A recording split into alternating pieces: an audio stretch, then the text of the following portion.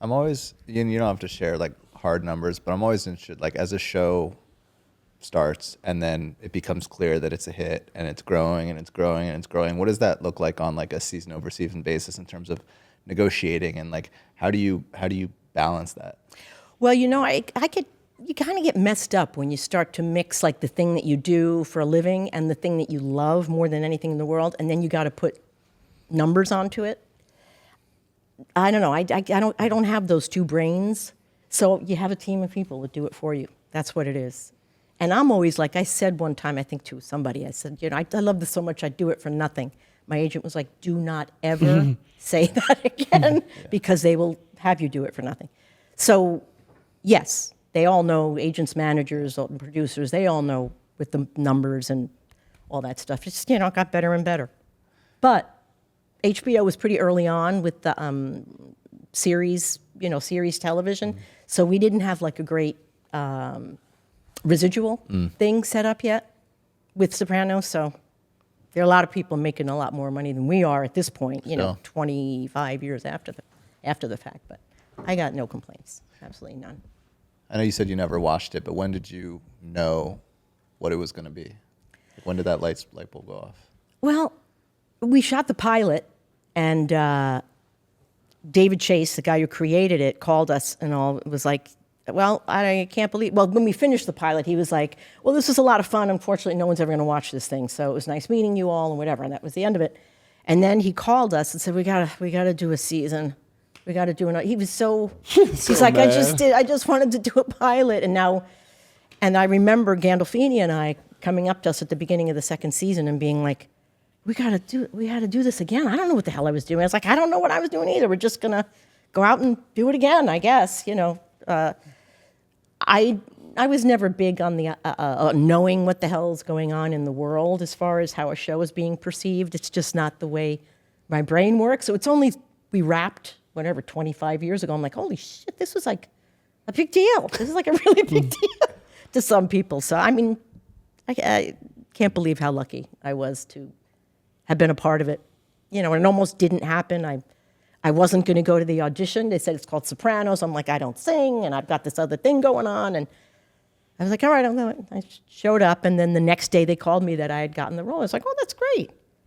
I just, now I look at it in retrospect like, this could have not happened in so many ways, if I just decided not to show up or whatever. But how were those like? So like you get called, hey, we have an audition for Carmela. Like you just go, they just give you a couple pages of a script and you just go there and just. That's right. I think I got it like the night before, and I memorized quickly for some reason. I'm very lucky that way. I just kind of look it over a bunch of times, and I thought, I totally know who this woman is.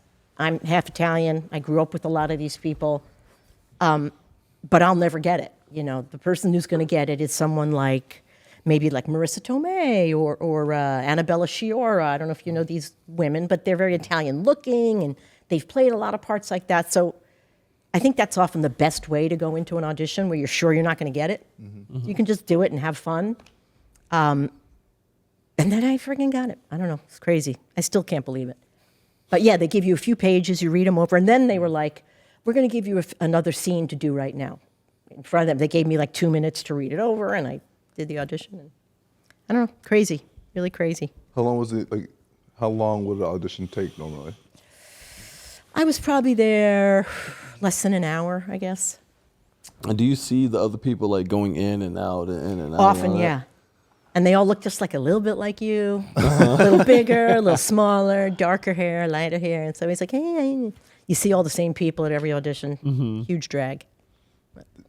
It's all working out. Does that get competitive? Like you see them, you're like, all right, I know I have to compete with this person. Totally. Who are the people that you compete against the most with different roles? Well, I would say women not unlike Marissa Tomei and Annabelle Sciorra, but I don't know, there are a lot of women like my age, like when I'll see a show and I'll see someone and all of a sudden I'm like, nah, I don't know, she's not very good. She's not very good. And I realize my friends are like, dude, it's because you wanted that role. I'm like, you know what I mean? I cannot judge whether or not someone is good if I'm even a little bit right for the role. So he's like, no, I could have done that better. What's like a role in any show that you're like, damn, I would have loved to have played that character? Kerry Russell in The Diplomat. Have you guys seen The Diplomat? I love that oh show. my God. I mean, I'm gotta too watch old it. for it now, which I Great still show. can't quite believe that I'm like older now. I don't know what happened, but even, oh God, Allison Janney, who's also on Diplomat. She plays the vice president Okay. in the second season. Yeah, Amazing. Absolutely amazing actress. you should watch it. It's on But, Netflix. oh, it's so good. 2 Oh seasons my right God, now. it's so good. 2 seasons, good. So smart and so good. I like but- the actor who plays Hal is really good too. Kerry Russell's husband. Oh, Rufus Sewell. Yeah, he's Ambassador amazing. Weiler. Amazing. And it's such a, like someone came up with that idea. I mean, all the ins and outs of the government stuff. I don't know. I love it. I loved it. She's We great. were just talking offset about the Penguin. Have you watched it? I did watch The Penguin. I mean, he's doing like a Tony Soprano thing, right? Or am I making that up? It's pretty good. He's pretty great. It's really good. I've only watched one episode so far, but I saw like the Batman the movie, and then obviously they made that after. But I love where they're going with that. Yeah. I Oh, totally. do. When you were talking about sitting in like hair and makeup Yeah. for a couple hours and just thinking about it, my mind went to the Penguin because I'm like, Oh. they transformed him. Cannot. I mean, no one. Like, If you weren't told look- who that was, you would Look never up know. Colin Farrell and then look up Colin Farrell Penguin. Okay. There's no way you'd know. Did you see Sugar? Colin Farrell's other thing. Oh, okay, yeah. Him. So good. Oh my God, so good. I mean, there's been a bunch of stuff these past few years. Oh, It's been wow. really fun. Where do you feel like? Do you feel like compare TV now to TV in like Sopranos era? Think it's gotten better, worse, different? I don't know. I mean, I think Sopranos had like a psychological bent to it. You know what I mean? Like family stuff. And it seems harder to find that stuff that's interesting in that way, you know? I don't know. Those are the kinds of things that grab me. And I'm finding it, you know, a little bit harder to find stuff like that. Sopranos was such a big show. Did you feel like it's hard, whether it's for you or just actors in general, to break out when they have a show or a movie that's successful, to break out of that role? Like for example, like Harry Potter. Like I'm blanking on what his actual name Daniel is. Radcliffe? Yeah. Yeah. Like he will always be Harry Potter to me. Well, the thing is, like with someone like Daniel Radcliffe, like he was determined to be other things.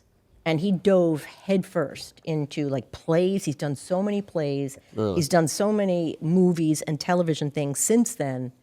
It's like if he really 100% commits to these new characters, the audience comes with him, period.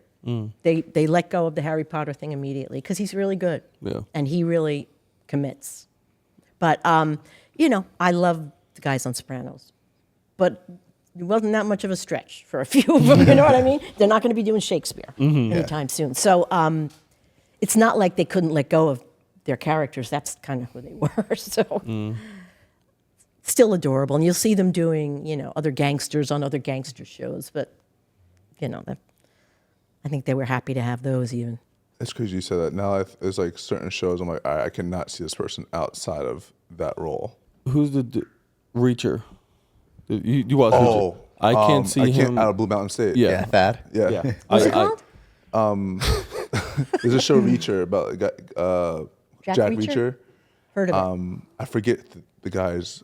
John Krasinski? No. No, that's Jack Ryan. That's Jack Ryan. I forget Another the- great show. Oh, God, Jack Ryan. Okay. Reacher is I forget his name. Reacher. he's I got massive, it. massive He blonde guy. is- He's like Alan 240. Richardson. Yeah, Alan Richardson. Alan Richardson. I And don't know who that he's is. Is he?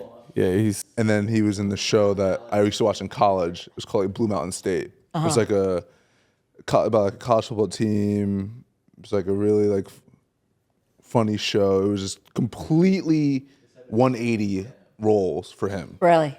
Yeah. And when I see him, I was like, I cannot see him outside of that role. Like Reacher, Him. like he's like big, like he was like Serious, special ops, yeah. like like if you watch him in the show, you think he's like, I mean, real This guy. life he's like 6'3", you know, probably Oh, like right, 240. In the show, he's like a mountain of a man. He's like 6'7", like 280, Wow. like body slamming people, you know, it's just crazy stuff. But then you Jesus see him Christ. on Blue Mountain State, and it's like this like goofy, Really? like dumb jock. Yeah. That's like, it's it's hard to come like. Well, if you're lucky, if you're an actor, you'll get that opportunity. Like some casting person will be like, well, I know they did this one, but let's try him. for this thing. Something else. Because normally casting people, they want to use you the way they know you can be used. I mean, I still get scripts to play, the matriarch in an Italian family. And what happens is you have to have enough confidence, I guess, to say, I'm not doing it anymore. I did it.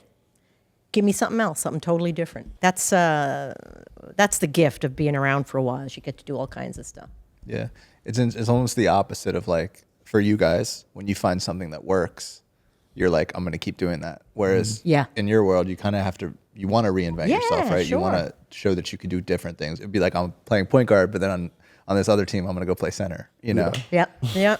Like Josh. You kind of did that. Josh completely did Josh that. did that. Josh Moved maybe from a should have been an shooting guard actor. to a power forward. Yeah, exactly. Another one is that we had. Oh, sorry. Go ahead. No, I was about to say I just finagled the system. Yeah.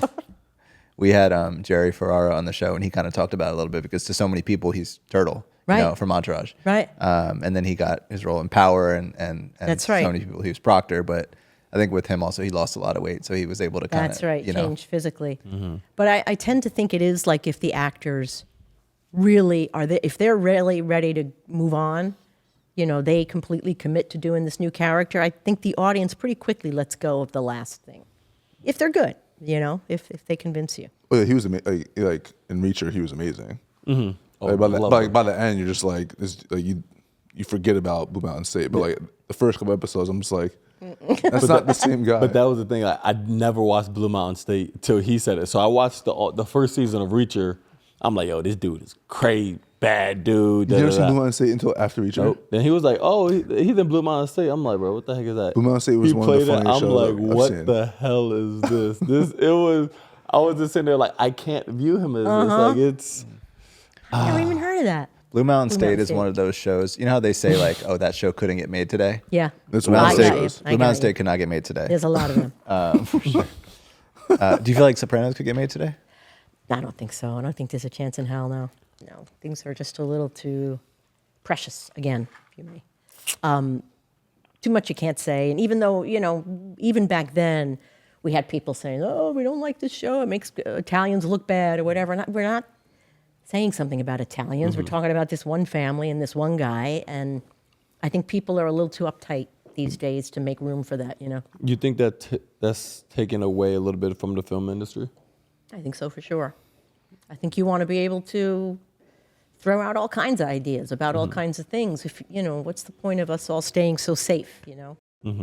I find that considerably less interesting. But that's Do just me. you ever think we'll get back to something like that?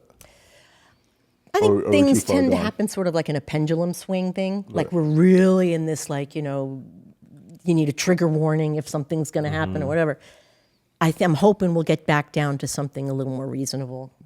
On some stuff it was good to do away with, But I don't know, right now things feel so safe.